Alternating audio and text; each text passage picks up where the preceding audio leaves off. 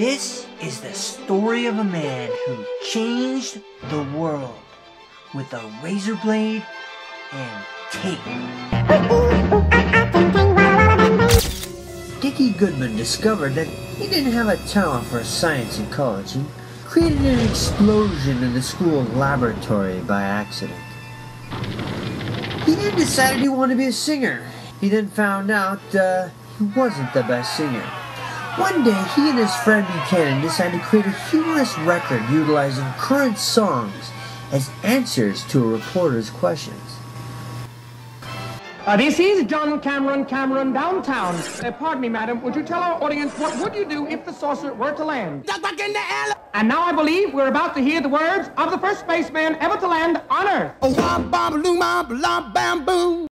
Record companies sued Goodman and Buchanan for using their music.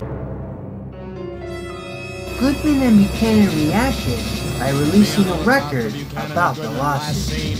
What is your complaint against Buchanan and Goodman? They wouldn't give me a ride in their flying saucer.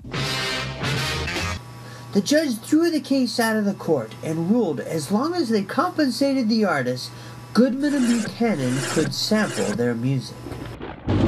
Ladies and gentlemen of the jury, have you reached a verdict? Yeah.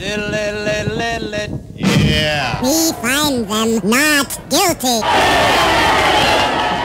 He decided to do something new. He decided to do political satire.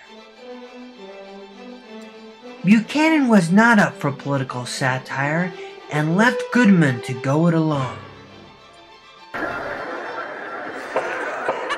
The Senate crime hearing is now in session.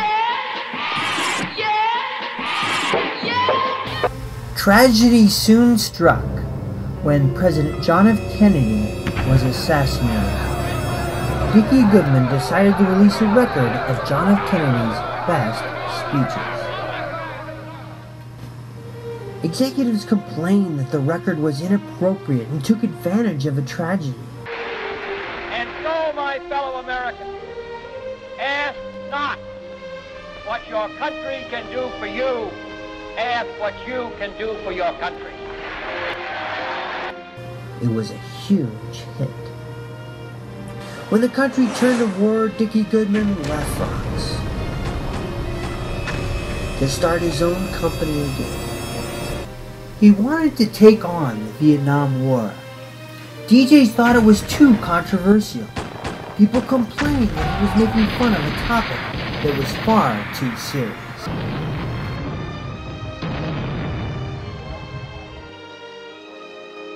Vietnam became a laughing matter when Goodman walked into the recording studio. While Gotham City sleeps, Batman's grandmother is being kidnapped by the arch criminal known as The Green Beret. Dickie Goodman decided to take on a campus protest. His critics were shaking their heads. DJs thought he was going too far. Dickie Goodman stood his ground. They told him, "You don't make fun of Mayor Daley." DJs in Chicago refused to play the record. This is Walter Funkite on the campus of Fun City College, where a slight difference of opinion seems to be taking place between the students and the local authorities, who say He had to work hard to persuade people to give him money with his gambling problem. Mr. President, have you any statement regarding Watergate?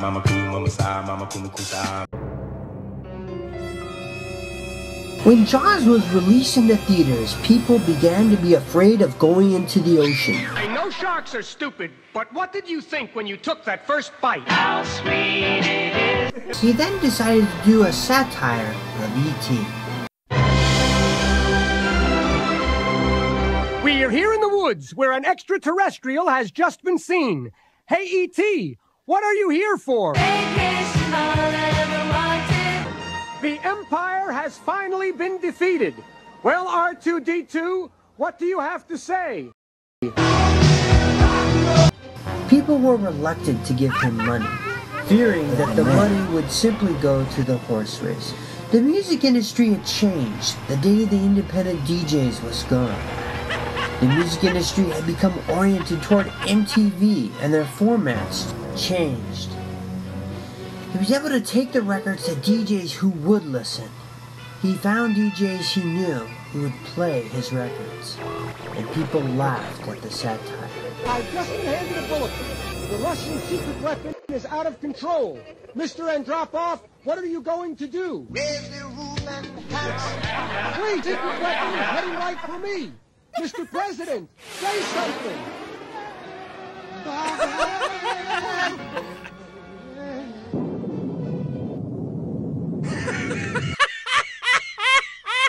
Sampling has steadily grown as an industry. His son tried to cheer him up to show what he had done to the industry and how he had influenced such artists as Howard Stern and other musical artists, such as Weird Al Yankovic.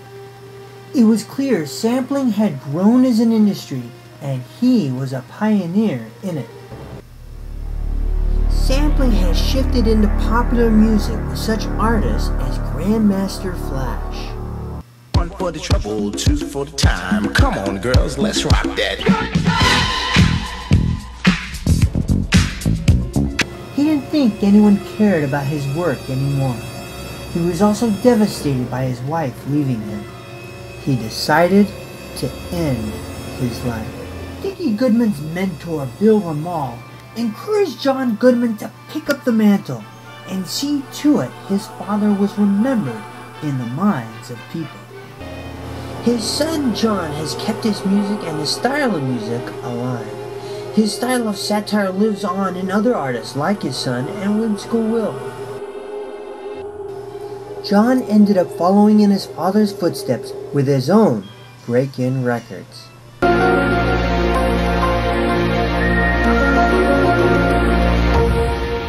We are downtown where a flying saucer is hovering over the city. Hey, in the UFO, what are you here for? His son John fought hard to make sure that his father was recognized by Billboard magazine and the Grammys. In the end, John Goodman saw to it that his father Dickie Goodman would be recognized by the Guinness World Book of Records as the record holder for novelty hits, bringing up his total number to 17. In the end, sampling, which he had pioneered, has taken over half of the industry's income.